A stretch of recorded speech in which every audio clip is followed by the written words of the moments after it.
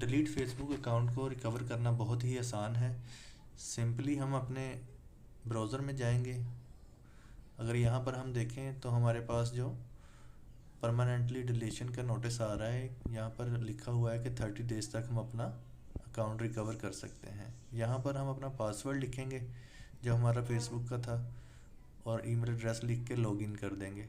जैसे ही हम लॉगिन करेंगे तो हमारे पास एक ऑप्शन आ जाएगा कैंसिल का, यानी कि कैंसिल डिलीशन का।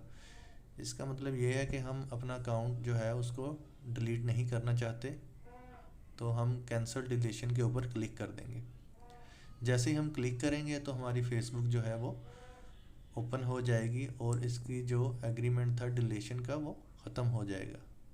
तो ये बहुत ही आसान मेथड है। अगर आपका अकाउंट डिलीट हो गया है तो कोई फ़िक्र की बात नहीं है, आप इसे दोबारा रिकवर कर सकते हैं, जैसा कि मैंने अभी आपको करके दिखाया है।